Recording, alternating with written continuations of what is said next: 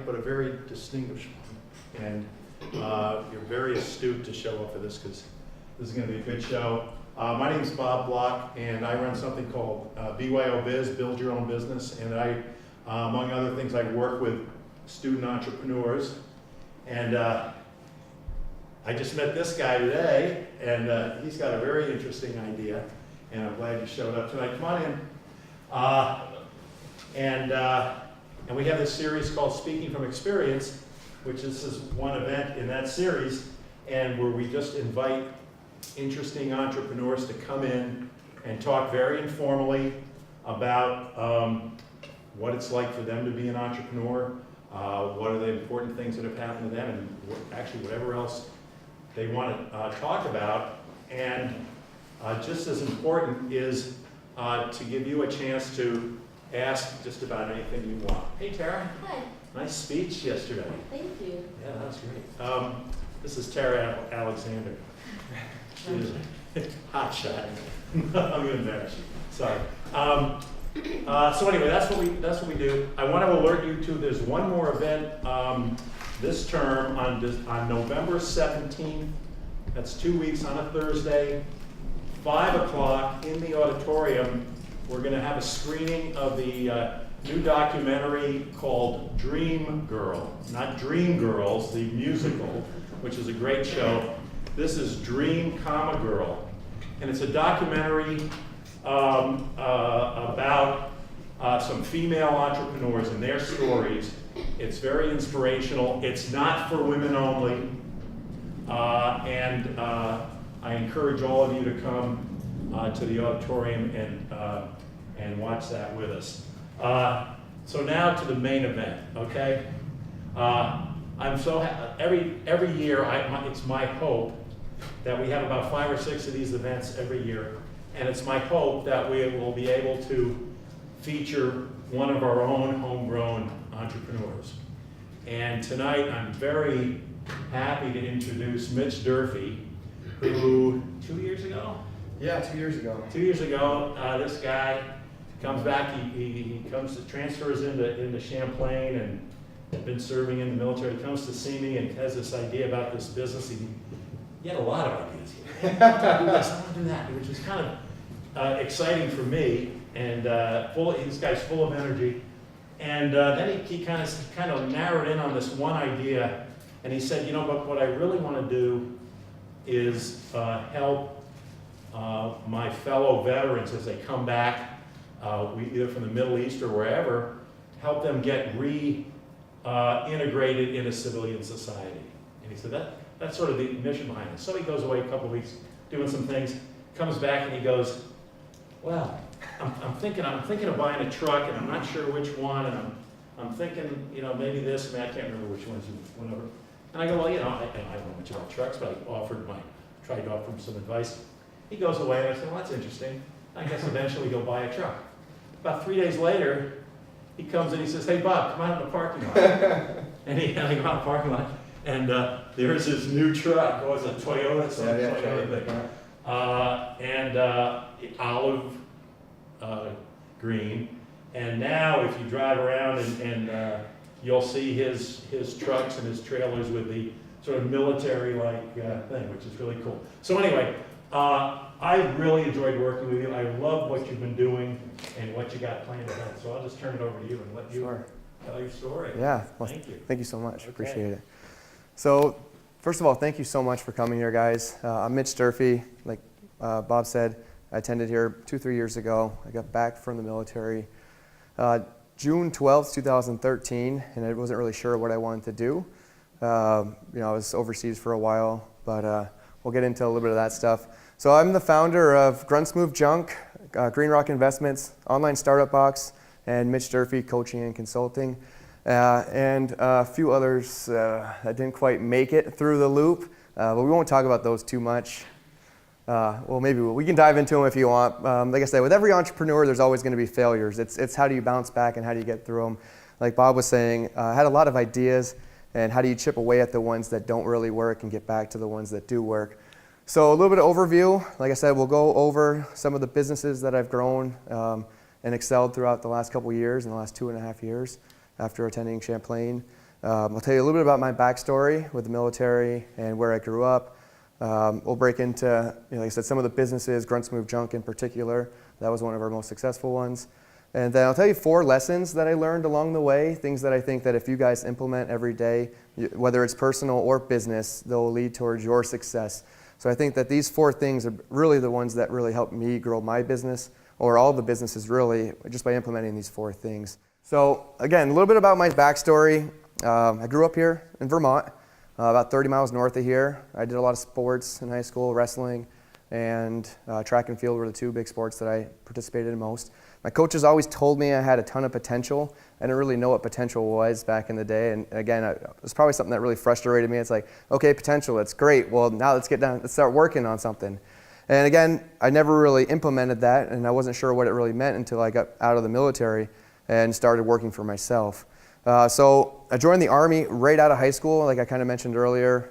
My entire family, my dad, my mom's side, and my grandparents, they were all in the military. So I knew I was going into the service as soon as I graduated high school.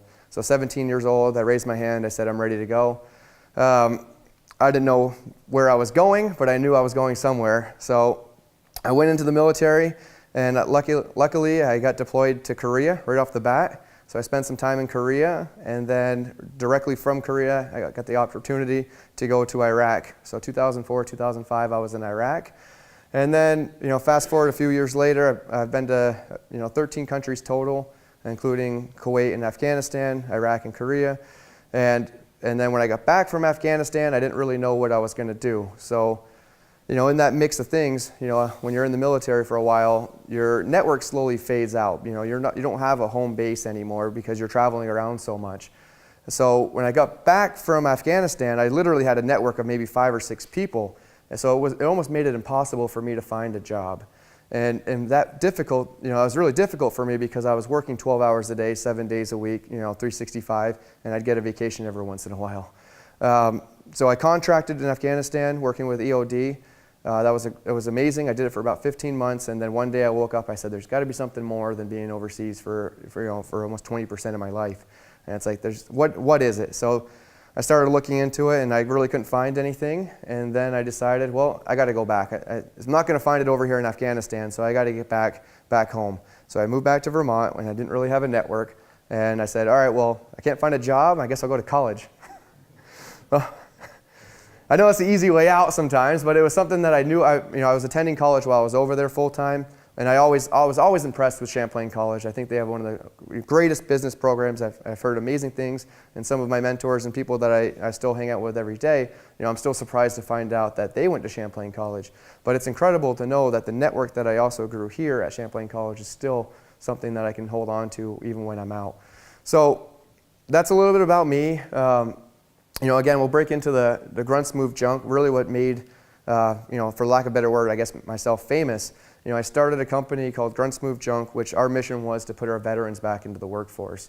I knew the struggles and challenges that I had when I got back, and I wasn't able to find work, and I didn't really want that to happen to my brothers in arms. So I realized that, okay, if someone's going to do it, the unemployment rate for vets was 7%, while people that weren't service members was 5%. So it's like, okay, there's got to be something out there that can help these guys. And also their value, they didn't really know their value because in the military sometimes, they're not living up to their full potential. So I started Grunts Move Junk. I got back from Afghanistan June 12, 2013. And like Bob said, 6 months into the fall semester, I said, hey, I think this is something that's going to stick. In December, I bought the truck. January 21st, 2013, we opened the business, did the LLC. We filed all the paperwork. And really just hit the ground running. And by April 1st, we had 4 employees. And then June that summer, we had 12. And the next year, 12 months from June, we had 20 employees. So we really just hit the fast lane. And we were just out there doing things for the community, which really, again, our company was mission oriented, right? We wanted to get veterans back into the workforce. So when veterans were coming to us and firefighters and EMTs and said, hey, I'm looking for work, we said, all right, we got this great thing going. So it made us set bigger goals to achieve bigger goals so that we had the work for 20 people. And the payroll on 20 people wasn't, It wasn't something that I expected when we first started the business. We thought it was just going to be maybe 4 or 5 people, slinging junk or moving. But we really based our business on customer service. We learned early on that customer referrals and raving fans is what drove our business through the roof. Those two things, when we focused on our customers and on our staff, it just led to great revenue. So, we've been in business for 2.5 years, and we've learned a lot of lessons along the way. And one of them was building your network. Like I said, when I first got back home, I literally had a network of maybe 5 people. So I worked on building my network, and I set really big goals, having a positive mental attitude, and just taking action are the 4 things that business really taught me in the last 2.5 years. And I truly believe that if you do these 4 things with anything you do, whether it's personal or business, that you're going to achieve greater success than you'll ever imagine.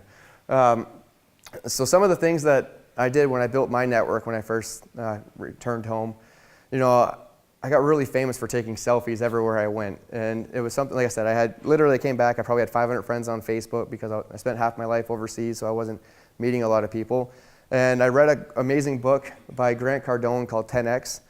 In fact, I carry some of his stuff with me everywhere because it's a constant reminder of just making sure that if you're going to do something, 10X it. So if you're talking about adding 100 friends on Facebook, well, 10X that goal and just go after it. Because even if you fall short, 10 times your goal is still better than your original goal of meeting 100 people. So I started taking selfies like almost every single day, 3-4 times a day, and then I started calling out like the people with the biggest networks I knew, and I'd say, hey, selfie battle, right? And I'd take a quick picture, and I'd post that picture online, and I'd tag them in it so that they would see me and their network would see me. And I realized that by doing these things and co-branding at the same time, it was something that got my message out. And again, in business or whether you're looking for a job, the larger your network, the better you're going to do. And just imagine this: if you ask all your friends in your network for $1, and say your network is maybe 100 people, 200 people, well, you're only going to get 200 people, $200 at most, right? But if you ask a network of 20,000 people, you're talking, the difference just by asking a bigger network for $1, even if you get a percentage of them, is still much better than a smaller network. So, and that's what we built our business on. So everyone that was coming back, I knew that they struggled with having a network. So we focused on making sure that they were attending events that was, whether it was chamber meetings or just networking meetings in the fields that they wanted to be in.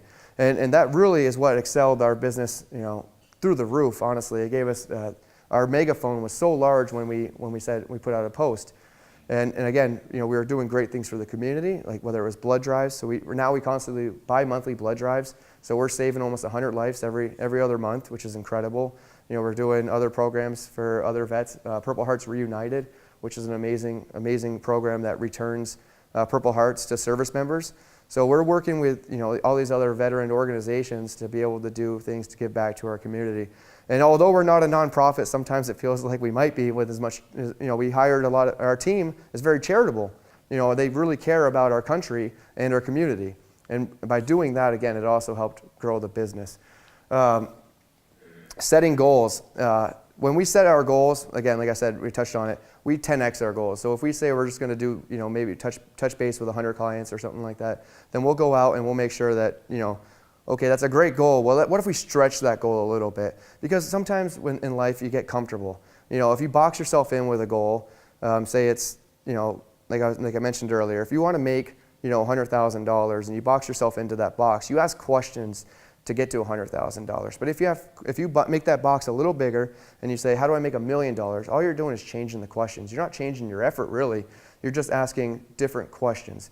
So if I need to make $100,000, well, I need to have maybe 5 or 10 employees. But if I want to make $1 million, well, then what's that look like? I need 10 better managers that they can hire, 10 different employees each. And by doing that, we created leaders in our business also.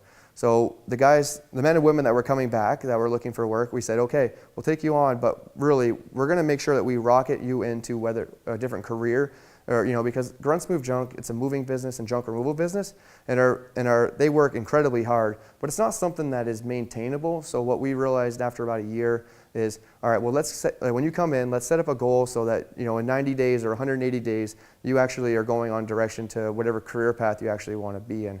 It was more of a splash pad for veterans that were returning. Like, Bryce Samaro was a Marine vet. He came back, and I met him at a bar at a social event for a release of a new beer for veterans at 14th Star Brewery.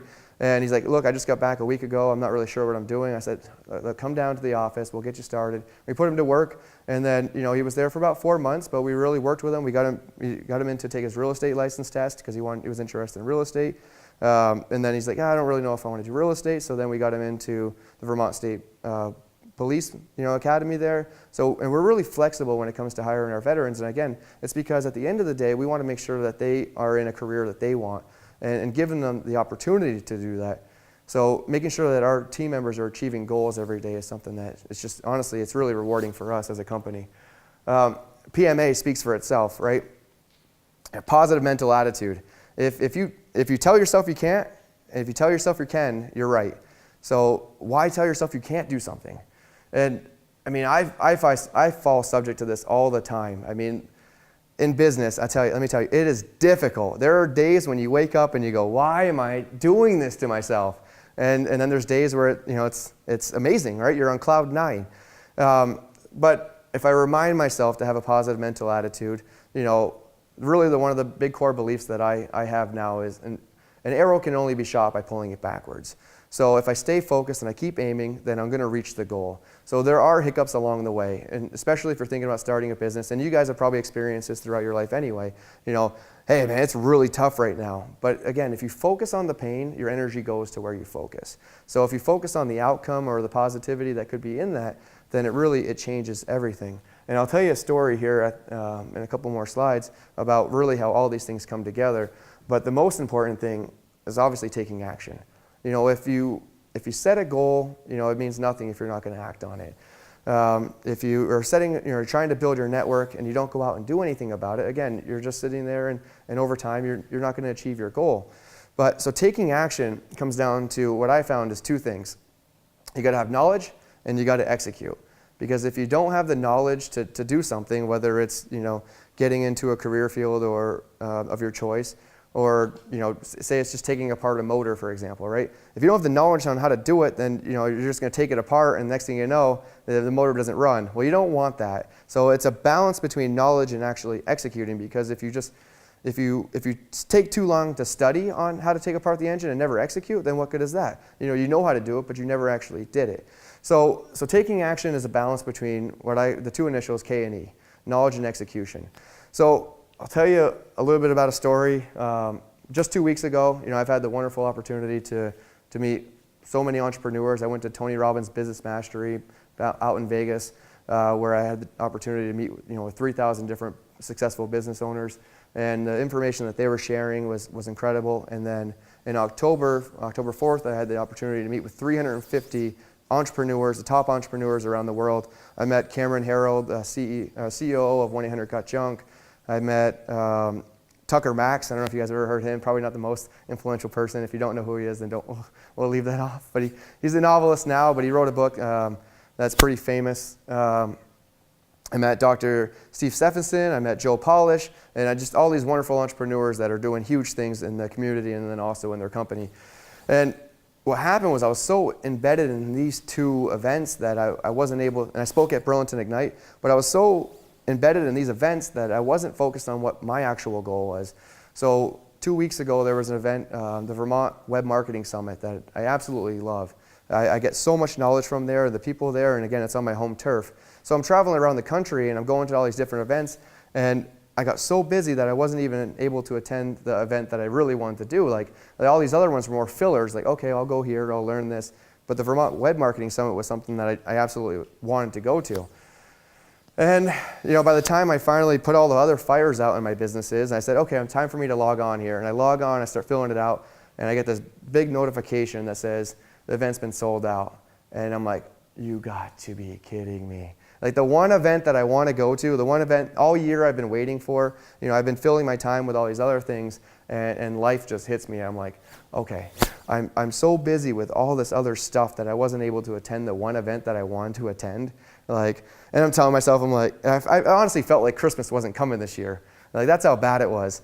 And And I got down to the point where I'd say, okay, well, what do I do, right? I'm an entrepreneur. If I really want it, I'll call them. So I pick up the phone and I go, hey, listen, I know your event's sold out. Is there anything I can do to get into this event? And they go, I'm so sorry. There's nothing you can do. The event's sold out. Out of fairness to everyone else, we can't get you into the event. I said, but there's got to be something, right? And she goes, no, I can't do it. I said, okay.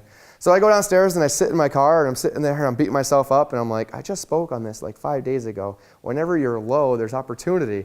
But I'm like, but this doesn't feel like opportunity. This feels like I'm failing. And I told myself, I'm like, okay, but there's got to be something good. Maybe if I miss this event and I go do something else, and I kept, playing back and forth, like, what's the lesson learned? Maybe I'll learn something from this. No, you're not learning something, dum-dum. You messed up. And it's like, all right, well, if there was something I could possibly do, what could it be? And I just told myself, again, if I set the goal, in sales, right? If you make a phone call one time and they tell you no, what happens? You pick up the phone, you call them again if you really want it. And sometimes 5 or 7 times. So I did. I hit them up on Facebook. I said, please, if there's anything I can do. And they said, no. I said, come on. And so I reached out to Burlington Young Professionals. I said, is there anyone out there that has a ticket? And they said, no, so sorry. So I reached out to, my Keller Williams Realty. I said, hey, is there anyone at Keller Williams that signed up for this event? They go, no. And I'm like, what do I do? So I go back to my network, right? Social media. I go, all right, guys, please help me. And I do the selfie and I go, maybe the powers of social media will help me change this. No. And I'm sitting there in bed and I'm tossing and turning all night and I tell myself, I go, if I really want something, I can get it. And I keep telling myself this. So I go, or what's the last thing? And what do you guys do whenever the world's telling you no? So I get in the car, I drive down there anyway like I'm going, and I get up to the counter, I go, hey, I'll be honest with you. You guys are out, and I'm here. I'm hoping that someone's not going to sign up. If they don't, can I please purchase their ticket? I'm willing to pay up the double. This is something that I'm really passionate about. This is the one thing all year I've been wanting to go to. And they said, no. So I stood off to the side, and I sat there for a second, and I was greeting everyone that was coming in. I said, hey, how are you? And next thing you know, I watch a gentleman named Mason come by. And I go, Mason, what are you doing here? He goes, oh, I've been working for this company for a couple years. I said, are you kidding me? You got to get me in. He goes, I can't, man. They're sold out. I said, Mason, listen, if there's anything you could possibly do, man, please, I owe you indefinitely. And he goes, well, let me send a text message. So I'm like, finally, a breakthrough. I got a chance. I can do this. And so the owner's husband comes out. And I know him. I'm like, oh, this is great. My network, last year, I sat down and I talked to this guy for an hour. And he goes, hey, listen, we're sold out, man. I'm so sorry. Thank you for coming down here, but there's nothing I can do. And I go, listen, if there was anything possible, and I know you said no, but if there was something that was possible, is there anything you could possibly do? I'm willing to wait. I'm willing to help. I'll help you pick up. I'll do anything.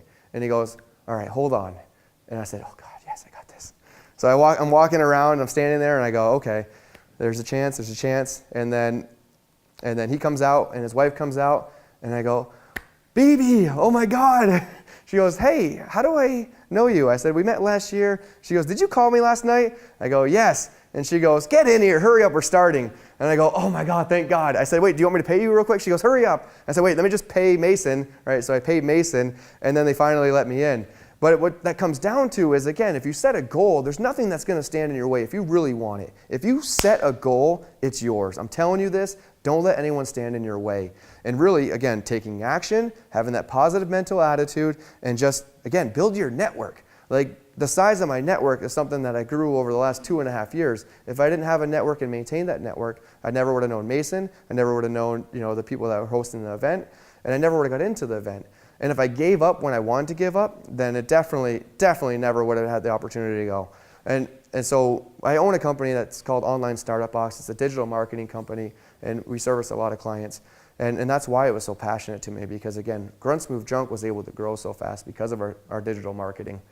And without that event last year, I don't think I would have been able to do it this year.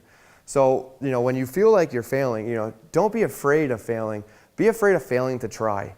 I mean, if you don't try, then you're really setting yourself up. You're not going to achieve anything unless you actually get out there. And if you change the way you look at things, the things you look at change. So if you feel like you're getting beat up and everything's holding you back, pretend you're that arrow. And honestly, if you believe that an arrow gets shot when it gets pulled back, then you're good. You're going to launch into something great. And really, the world is yours if you want it. So take action, because nothing great is achieved overnight. And the only secret is to stick with it. So thank you, guys. Is there any, yeah. You guys have any questions? Is there anything I can answer for questions? Yeah. Sir? Do you know what, have you heard of like strong ties versus weak ties in terms of like networking? Is that a concept that? No, but I'd love to know about it. Okay, Yeah. so I was kind of told this is basically having a really wide network Sure. and having a smaller network with like closer. Yeah. Like closer, and there was like different advantages of like having that. I guess you're definitely to the network side. Yeah, you know, I truly believe that you could probably only healthily maintain a network of maybe 100 people, right? You know, if you actually pick up the phone and call them, and there's probably 100 people out there. But like you said, the large network is something that maybe a more acquaintance, but if you maintain that relationship, whether it's just touching base with them once a year or something like that, but your small network are, your friends, family, and people that you hang out with, and the large network are the ones that you can pick up the phone and call in a pinch. So I'm going for the big megaphone. And the Army did that, right? So, when I was in the Army, if I travel around the country, almost every state that I go to, I've been to 48 states now, and I could probably land on one of my friends' couches in any one of these states if I really needed it. So again, I think that the military taught me that is, to maintain that relationship with people. Thank you. Anyone else? Yeah. I know you said that the military and the Army kind of gave you like your push to do something and create this business. But was there any other like turning points in when you were developing your business that impacted you? Yeah, Robert Block, he's right here. No, really though. I mean, honestly, I went to his office. I would schedule an appointment, and that was like my number one priority. Was like this appointment. Again, what are your priorities, or what really impacts your life? If you say that you're going to go to the gym and you don't go to the gym, well, that's your priority. If you say you're going to build a business, blocking out the time that's going to be most efficiently used with the resources around you. I always found that success leaves breadcrumbs, right? So if you're looking, to achieve a certain goal, seek out a mentor or a coach or someone that's already done it. And right now I have two coaches that I have weekly coaching that calls with them. I touch base with them weekly, and then I have a franchise develop coach that I meet with monthly. And those people have really helped bridge the gap between where I am and where I want to go. And now I do the same thing, right? So, in the last 2.5 years, I was able to, build some kind of coaching program for people and mentors. Really, I really love helping others get to where they're going. So the 20 people that we have working at our company, I do one-to-one meetings with them, making sure that they're reaching and achieving their goals. And it's my way of giving back to people. But really, I think the secret to living is giving. The more you can give, the more you can receive. So I think those things are some things that, yeah. Did that answer your question? Yeah, awesome. Anyone else? Come on, if you had a question, what would it be? Yeah. So I know you have the Vermont office and you have an office in Massachusetts. Yes. Yeah. Where do you see, it's a great concept. Yeah. And, you sort of, it's not only, it seems to me it's sort of employment, it's getting back into the civilian economy and society. Yeah. And then this active sort of coaching and prodding. Yeah. That's a great model for helping these folks. How do you see expanding it? Because it's something that could be everywhere, I guess. Right? That's the goal right now. So we realized when we first built the business, we built the business with the mindset of building it large, because it's always easier to come back down. But if you build a small business, you have to rebuild the foundation of it.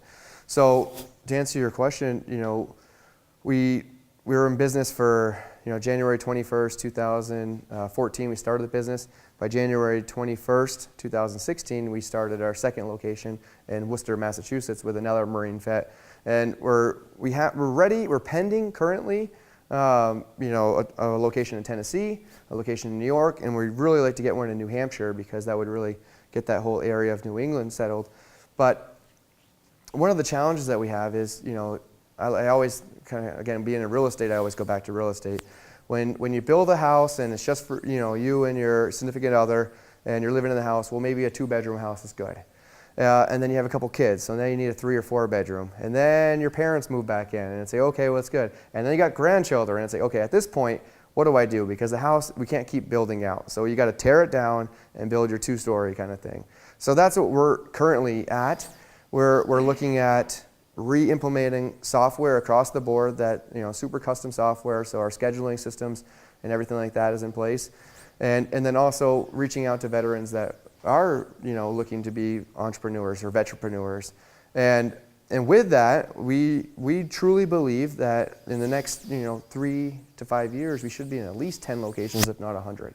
So our goal is 120 cities currently. With each year, we have a 12-month goal, and then we have a 90-day goal. So it's 120 cities is where we can finally check off and say, okay, we made it. But I think at 10, even, again, 10xing that goal, right? At 10, we'd be comfortable. But 120, yeah, that sounds much better. Let's reach for that and settle at 10. And would that be a franchising model? Yeah, so we're splitting it. So franchise and then corporate owned, right? So, a little bit of a mix. If we can, use our channels and stuff like that here. But again, so the systems that we're doing are, a call center, virtual scheduling system, and we totally rebuilt their website. It's revamped 100% where it's scalable into all these other markets. Yeah. Sir. Is there much synergy, or is there a lot of synergy between the initial company Yeah. and the new one, and the other ones that you set up around it? Yeah, that's a great question. We'll go back to that slide here. Oh God, not that one. Let's go back to that. Do you want to see? Yeah, all right. No.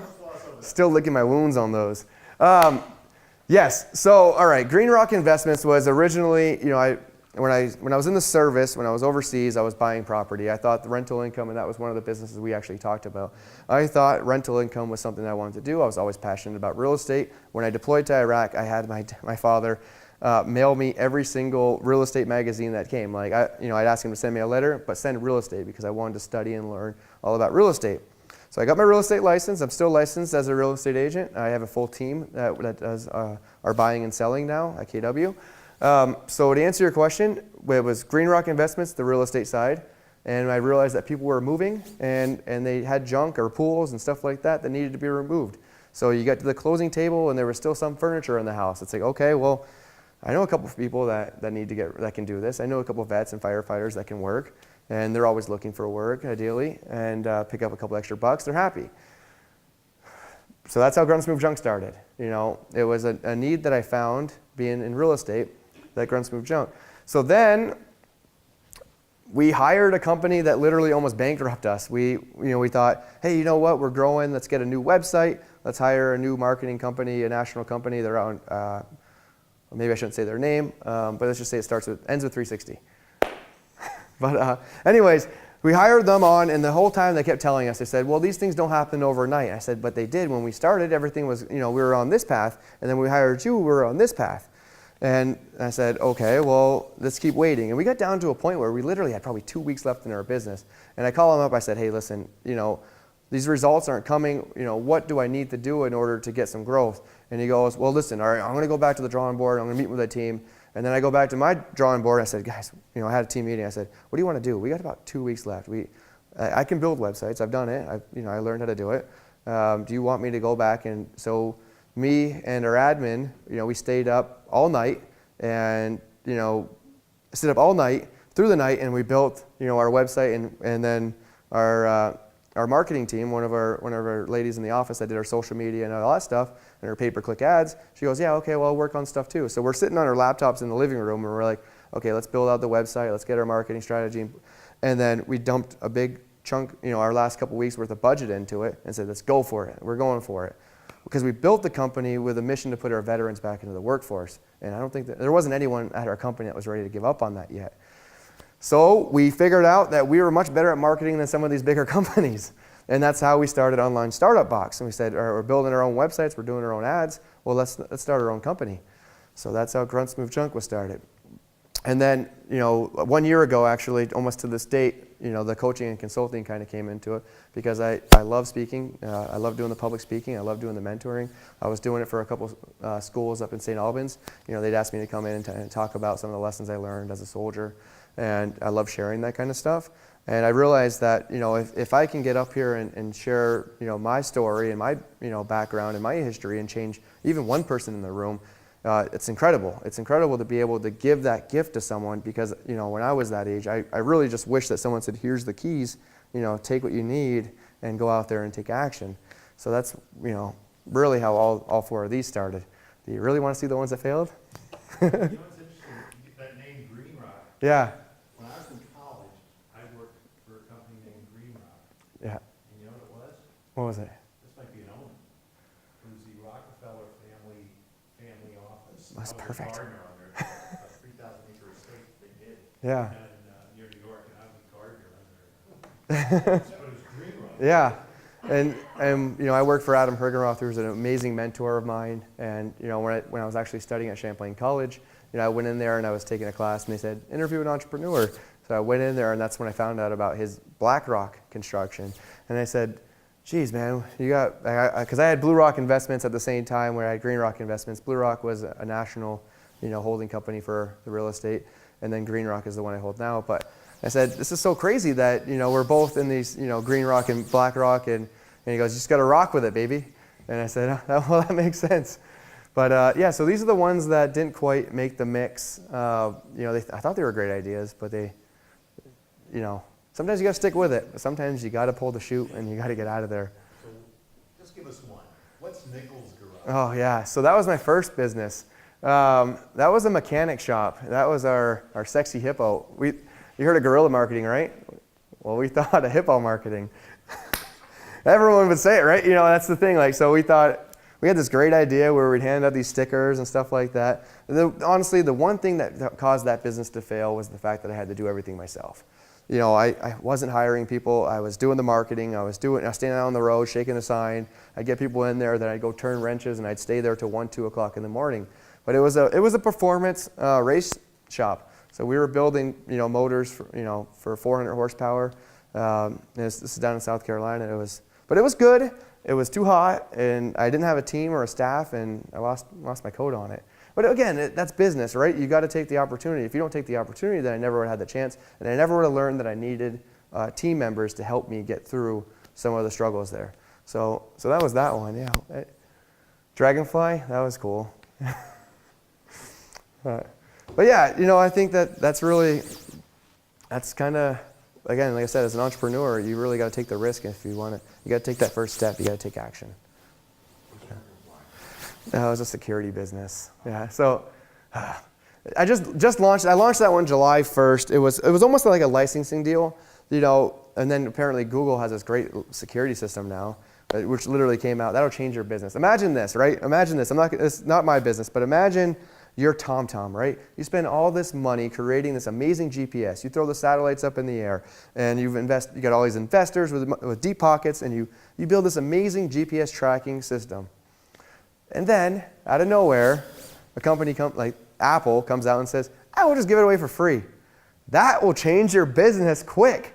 And you got to pivot when that happens. And that's kind of what happened with Dragonfly. Like July 1st, you know, I had a security company I was working with. It was the big call to action there. The amazing thing about that was a lot of times with security, right, you get a notification kind of thing. But this is it was active monitoring, and it would send a notification to the police department. So the sheriff's department would see the crime in action, right? So instead of having, you know, you get home and you go, well, someone broke in. Well, my alarm's still going off. Awesome. The ADT is sending someone. Well, the police could actually see the people that were coming into your house. So that way when they showed up on site, then they, you know, but again, then Google came out with their amazing security system. So it's like, all right, let's pull the chute on it. It's not going to take off with the exponential growth that we thought it would do. Be seen cycles, that was dumb. That was we printed out these 6x6 signs and we rode them around town. Again, not scalable. So now we invest in businesses that are actually scalable and not 2 kids riding a bicycle around town with signs on the back. Yeah, it was great. I thought it was great. You know, again, like marketing. I thought the idea, I was young. I got some, no, I don't want to show you pictures. Well, I thought, you know, if you print out a 6x6 sign, right, and you're driving down the road, well, people are going to see it. Well, on a windy day in Vermont, next thing you know, you're doing one of these things, and you're getting off, and you're standing the cart back up, and so then we're like, oh, put sandbags underneath it. So then you're pedaling up the hills in Vermont with the sand, and they're like, okay, scratch it.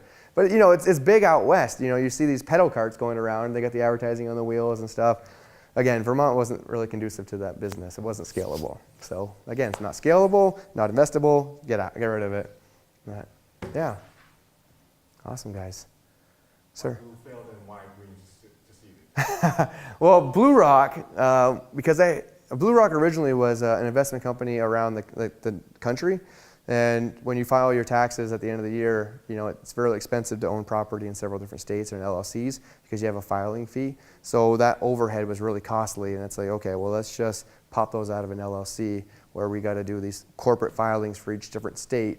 It was an S corporation, so it had different businesses underneath it. So it was so much easier just to wash them all into one corporation. Simply put, it was a big picture thing that had to be scalable much faster than what we could actually scale it. Yeah, and sometimes when you're scaling a business, again, it's that race to be either first in the market or you have to capture market share. And if you can't get enough market share, then someone else is going to squeeze you out before you can actually get off the ground. So, to that question, your competitor is 1-800-JUNK. Yeah, they're great guys. Okay. Yeah. I got another question on that too, but so in this market, in your trading area, do you have a good estimate of what your relative share is? Well, they're a national franchise, so they have a lot of backing behind them. Without diving too much into numbers, I know that I can almost say confidently that when you have two businesses in the same field, in the same industry, typically some people get distracted. And if you get distracted on what the other company is doing, then you're not focusing on what your mission is. So we really don't focus on what they're doing. But I know that our business has been very successful in the last 2.5 years. So have we captured market share? Maybe. Or have we just created enough awareness with both businesses marketing that people are more aware so that we both are thriving from it? Ultimately, I think we have a lot of competitive advantages, being that we're veterans. I think that typically, people would rather hire a veteran to come in their home versus someone that stands in the corner with blue hair. But again, I don't know if they're changing their model or anything like that, and I don't know if that's on the SWOT analysis. I don't know if that's what they're looking at as a strength or a weakness. But for us, we like to position ourselves as the guys with the green ties, right? So the people out there that are more professional, upscale. So let me describe what it's like to have Grunts Move Junk. Oh, thank you. Your house. So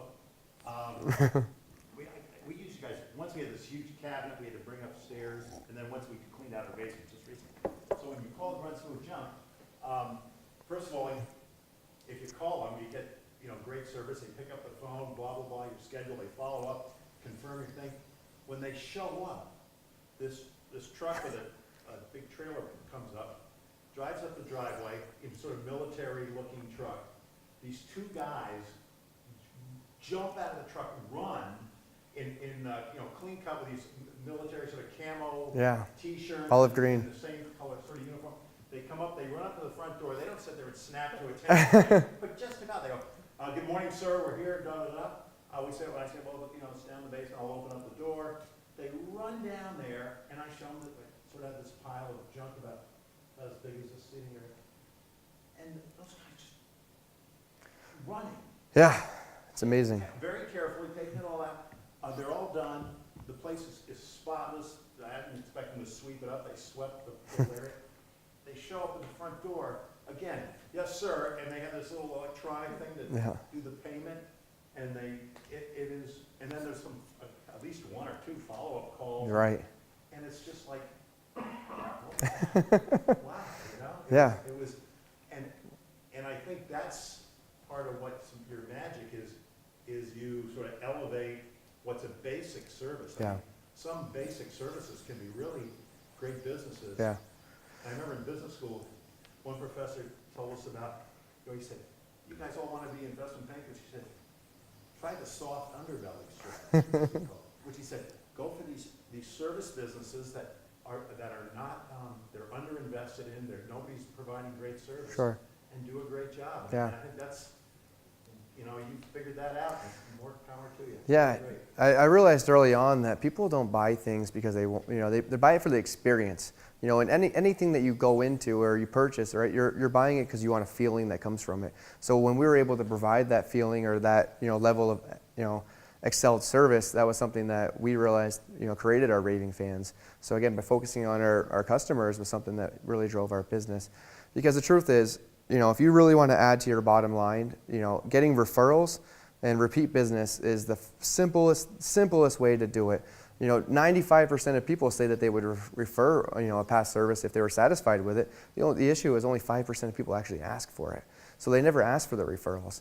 And that's something that, we follow up with a thank you, and we follow up with a, hey, how are things going? How, if you ever need anything else, or if you know anyone else, make sure you call us back. But really, it's not anything we created. We just took the textbook. They said, oh, that's a great idea. People, oh, you should call people? Oh, of course you should call people. That's a no-brainer. Oh, you should, thank them for your business? That's a no-brainer. Of course I should thank them for their business. And those are the things that really just drove us, like you said, in the beginning, by doing that extra level of service that we added to the experience. And again, it helped us get to where we are now. Okay, one more question. Yeah. So you started the business as Grunts Move Junk with this focus on helping people like me with cleaning out their basement or whatever. Yeah. But then you added a bunch of other services, Yeah. landscaping, some construction and this and that. And I'm just wondering, and I know you're wrestling with it, where do you think you're going with the brand? Because you've got the Grunts Move Junk. Would you hire a company named Grunts Move Junk to do landscaping or to do construction? It's okay. You can be honest. Yeah. No, I don't know. But really, though, yeah. No, and Yeah. I'm just wondering what your thinking is on that. So yeah, there's when we first started the business, we thought, hey, this is a great service business. How can we dissect it? Vermont is a very small community, so there's not a lot of meat on the bone, when it comes to certain industries. So we realized that in order for us to be able to keep these 12 employees in the first year, that we had to add services. And the military gave us a duffel bag full of skills, so we added handyman services to the map. We added landscaping services, cleaning, plowing, and we added all these different add-on features based on our brand. And then we realized that, okay, it's better to be great at one thing than good at a lot of things. That potential that my coach used to always talking about. And although Grunts landscaping or Grunts snow removal or Grunts construction is there, we really that Grunts identity is something that I think we can play in different directions. But as we franchise, we're really focused on mostly just the junk removal and the moving, because they do go hand in hand. You pick something up and you put it into a truck, and like Bob said, when you're picking something up, you're not going to drag it out across your floor or anything like that. So you're still doing the same level of service and care when you're doing it. And just at the end of the junk thing, we get to throw it into the truck. But as we grow, there's a lot of different verticals that we're looking at. And I'd be happy to share a couple of them. One of them, you've heard of the Uber model. We're looking at an app that we've whiteboarded it out. The concept is, you get on your phone, you need movers, you push it, and if you're a veteran, you say, hey, I'm looking for work on Saturdays and Sundays or whatever the day, you upload a copy of your DD-214 or military ID, and you're a candidate for it. So then you can look at your app and you can say, hey, there's 2 movers here, I really need to get this couch moved. And you just punch it, and they come right to your house, and you can see where they're at on the map and how long they'll be there. And I think that would be a game changer in the moving industry. So that way you don't have to worry about scheduling people, because you literally have a list of service people, service members, EMTs, firefighters, that are on call whenever you need them to do a service. So if we can do that, that's something that is on the radar. Or the franchising model is something that it's been done. So the issue is just how do we position ourselves in the market so that we have a strategic stronghold on the growth. And that comes down to just simplifying the models, right? Processes and people, making sure the people are happy and the processes are successful. And I think that is a much lower barrier to entry, just by saying, here's what we did here, this works, here's your package, go do it, versus, yeah, here's an app and we got to do this custom programming. But the idea is there, and who knows, maybe Uber will do the Uber moving, and then I don't know if that's copyrighted, don't take that out. But who knows, maybe they'll do it first, but again, it's the race to the market. So that's what we're working on. Yeah. Okay. You guys are incredible. I really appreciate you guys coming out and sticking through it. Yeah. Yeah. If you have more questions, go right ahead, or Yeah. if you want to leave, that's fine. So, Grunts Move Junk, moving junk out of basement and sample, where your vets learn landscaping? Sir, Where your vet employees learn landscaping? what do they do on landscaping, or? Where you learn? Oh, where'd they learn how to do it?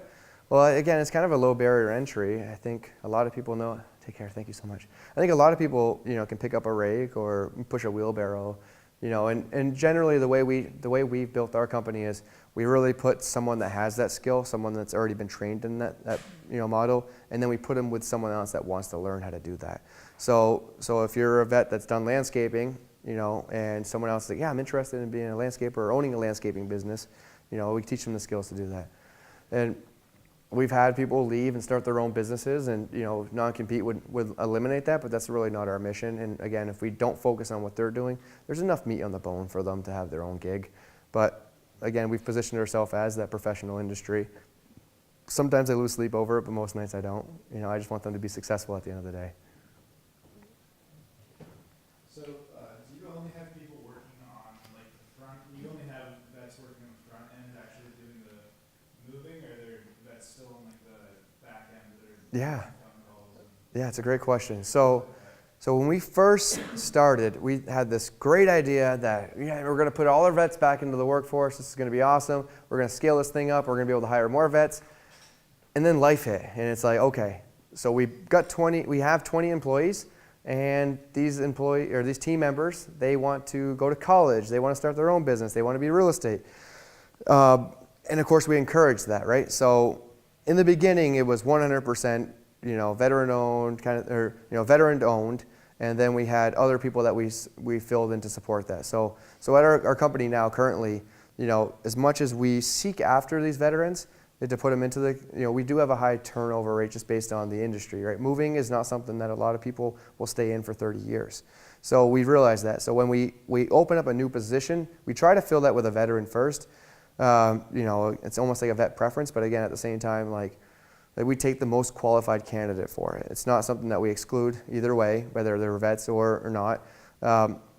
So to answer your question, simply put, it's still 100% veteran-owned, and all of our businesses from here will at least be veteran-owned or majority veteran-owned. So at a minimum, 51% veteran-owned. The staffing and stuff like that, again, the military values, people that believe in the same kind of things. So it's not all veterans, but firefighters, EMTs, first responders, and then the people that still care about the country and community. So currently, I'd say we're probably about 45%, 40%, staffed by vets, EMTs, and firefighters. But that's because, again, we've placed 20 different vets into either electricians, real estate, Vermont State Patrol, sales roles, or even colleges around the country. So Which is your mission, right? that's it. Yeah. If we we just want to give them a springboard. If we can bring them in and teach them how to be successful, that's it. My job's done. I mean, like for me, when I came back, if someone said, "No, I got you. You're under my wing," that would have been a landslide of difference for me. And I'm not saying that. That 6 months I didn't learn anything. It's just something that, to catch them when they're coming back is something, like I said, I had no network. I couldn't find a job because I didn't know anyone or didn't know where to go because I haven't been back here. It's like everything's changed in the last, 8 years. Like, wow, they put a subway there, So I didn't know where are the best places to hire, and I didn't know who to ask because I didn't know anyone. So to be able to catch them and say, okay, well, let's get you at least into a job so you don't have to figure that part out. And if you need a day to go, do job interviews and stuff like that, sure. Just let us know. And I think that, maybe that's something that is also, it's difficult as a business to kind of to be able to get past. But at the same time, it's something that at the end of the day, I know that by giving these guys opportunity, in the end, it'll come back. So, thank you. Awesome. Guys, you guys are great. Thank you so much.